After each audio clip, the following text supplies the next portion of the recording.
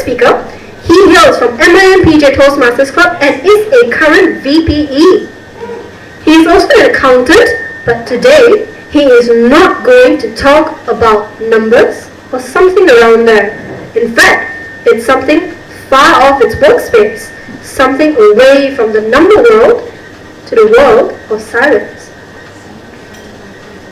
Toastmaster Karthikeyan, performing his speech from the Entertaining Speakers Manual, speech title, Rhythm of Silence, Karthikeyan.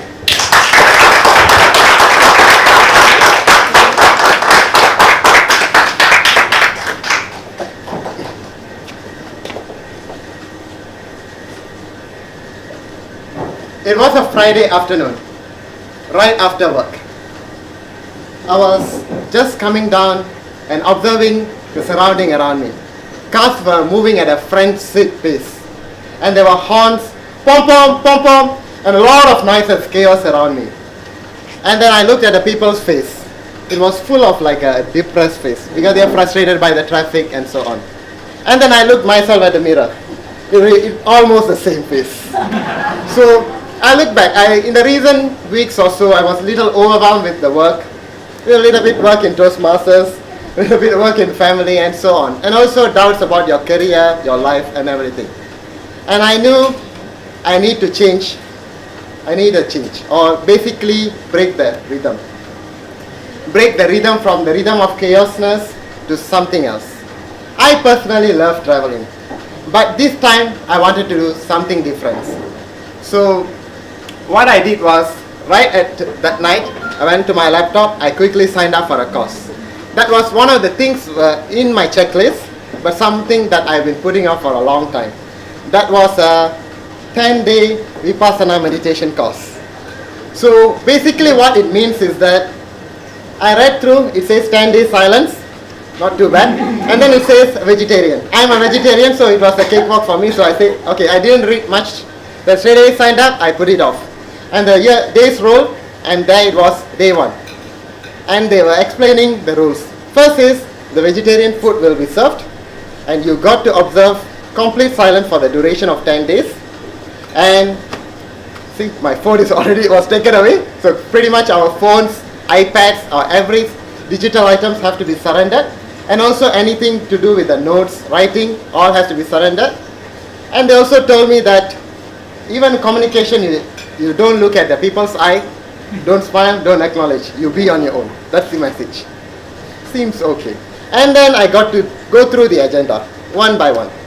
First was Kring bell at 4 a.m., that's the first item. Then 6:30 a.m. breakfast, 11:30 a.m. lunch would be served, 5 p.m. tea break, 9 is go to bed. If you ask me what are the things in between is meditation. I know they would have something like that, but I didn't expect that 12 hours of it was meditation. So on the first day, what they ask is that go sit down at your place, and all they ask you is observe your breath. That's it. Don't look at any image, don't imagine anything, just observe your breath. It sounds extremely simple. But what happened is that within a whisker, my mind brought me to a world tour. It was everywhere except the place I was. It went to first my house, workplace, to I even attended a Toastmasters meeting on the first day of the course. So it was frantic. So for a while I wondered, might as well I actually chatted, rather than it's like a constant bickering with my mind throughout the first day or so. And not just that, the bell actually reminds me of something. The bell works two ways. It's a Kring same bell, but somehow or other when I go to bed at night, 9 o'clock, and then when I wake up, it moves so fast. But during the duration of the meditation, it stands still. Somehow or other, the time doesn't move at all. So, somehow or other, I managed to get into day 3. So my mind listened to me little better. So it takes a little longer before it goes away. And then if I call back, it will come. So it's a little better. So what happened was that they introduced something else. They said for one hour, 3 hours, but 1 hour session, all you got to do is that you sit still.